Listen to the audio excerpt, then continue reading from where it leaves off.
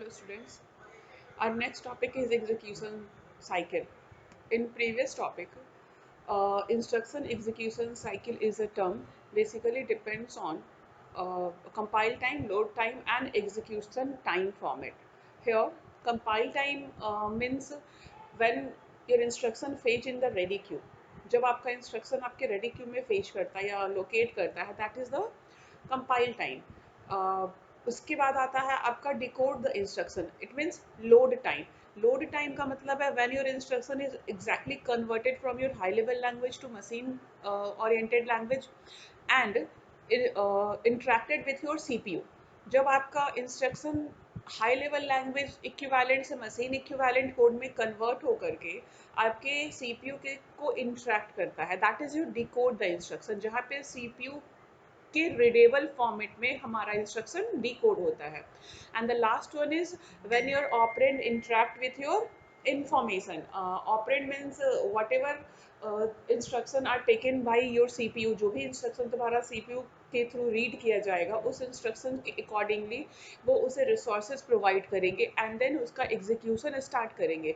So basically execution cycle is depends on three different steps, that is fetch the instructions, decode the instructions and get the operand for the execution.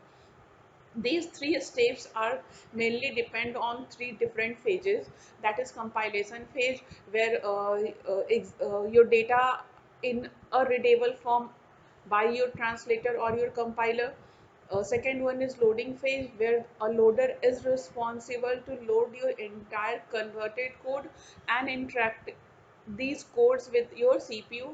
And the third one is execution phase where your CPU start the execution of your processes as per the requirement of your instruction. So these all entire concept, it means compilation phase, loading phase and execution phase, including fetch the instruction, decode the instruction and get the operand for execution, are defined as a instruction execution cycle. Our next topic is swapping. हम swapping के बारे में पहले भी discuss कर चुके हैं. Swapping होता क्या है? We all know about the process of multi programming concept. Multi programming concept वो कॉन्सेप्ट है where more than one process are in ready queue for their execution. अपने एग्जीक्यूशन के जब मल्टीपल प्रोसेसेस एक साथ रेडी क्यू में wait करते हैं that is your multi programming concept. To define the multi-programming concept in a clear way, we need a diagram.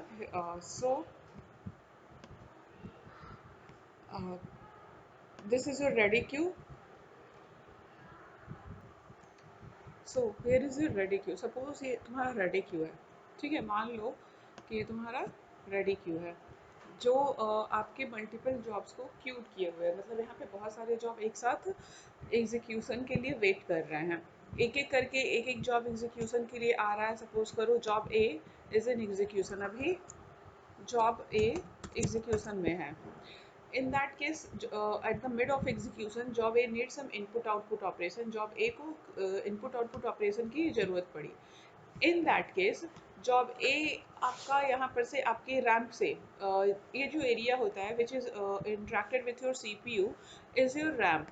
So job A यहाँ से क्या होगा?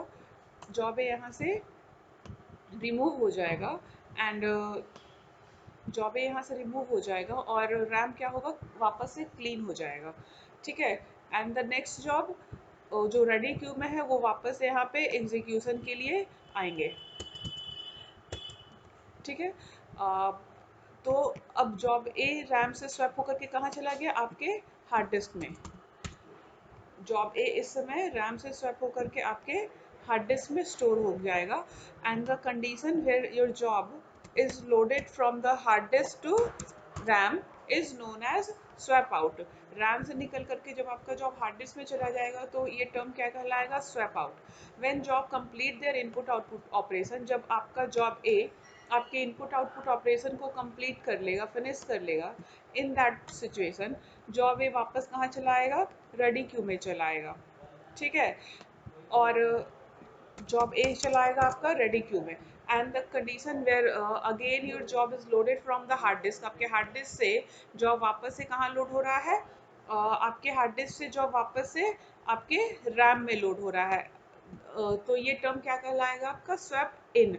And the condition where swap out and swap in perform in a proper way is known as swapping process, जिसे हम roll out और roll in भी कहते हैं. So this is your swapping process. In this figure you can see operating system user program को interact कर रहा है in RAM, that is your main memory. ठीक है. और when process needs some input output operation, ये कहाँ चला गया हार्ड डिस्क में. And process P2 finish their input output operation और complete their input output operation, ये वापस से कहाँ चला आया मेन मेमोरी में और रैम में. when your process load from hard disk to RAM, जब आपका प्रोसेस हार्ड डिस्क से रैम में आता है तो that is roll in. And जब आपका प्रोसेस रैम से हार्ड डिस्क में जाता है तो that is your roll out. This concept is known as swapping. Benefit of swapping. The first benefit of swapping is allow higher degree of multi-programming. It means multiple jobs are stored in a ready queue simultaneously for their execution, and CPU utilize all the each and every job in a sequence using their input output operation method as well. मतलब कि आपका job को आपके input output method के साथ लेकर के भी सीपीयू अपने आपको खुद से फुली यूटिलाइज कर सकता है, बिकॉज यहाँ पर रैम और हार्ड डिस्क दोनों इक्वली काम कर रहे हैं for your processes. Next one is better memory utilization, because of secondary and primary memory both are utilize together. चूंकि आपका प्राइमरी और सेकेंडरी दोनों मेमोरी एक साथ इक्वली वर्क कर रहा है, सो आपका मेमोरी फुल्ली यूटिलाइज हो रहा है. Less wastage of CPU time on compaction. इसका सीधा मतलब है कि आपका सीपीयू टाइम कम यूज होता है. इट मीन सीपीयू आपके बहुत ज़्यादा टाइम को कंज्यूम नहीं करता है due to waiting criteria of input output operation. And the last one is it can easily be applied on the priority based scheduling. Because of priority based scheduling, आपका job अगर किसी priority based scheduling algorithm पे अपने performance को improve कर रहा है, in that case CPU को उस जॉब के लिए वेट नहीं करना पड़ेगा. सीपीयू दूसरे जॉब को एग्जीक्यूट करता है कर सकता है अगर आपका जॉब इनपुट आउटपुट ऑपरेशन को परफॉर्म कर रहा है तो. It has also some limitation.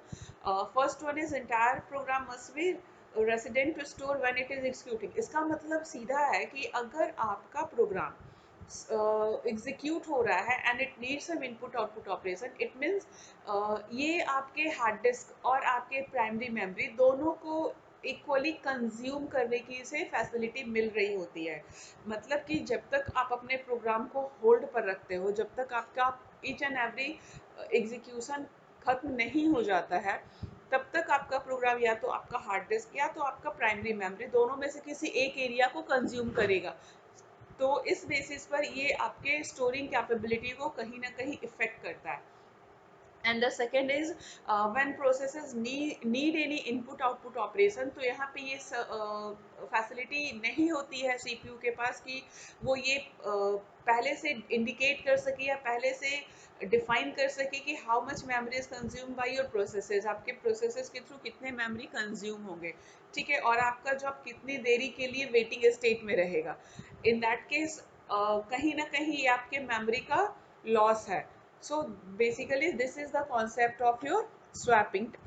Here in an example of swapping, suppose a data transfer of a job is 1 megabyte per second. अगर किसी जॉब का data transfer rate 1 megabyte per second है और उसकी access time capability 10 millisecond है, in that case 100 byte of process कितना space occupy करेगा, कितना स्पेस की उसे कितने ट्रांसफर टाइम की उसे जरूरत पड़ेगी, that is 1/10 second. It means 100 millisecond time की उसे रिक्वायरमेंट होगी.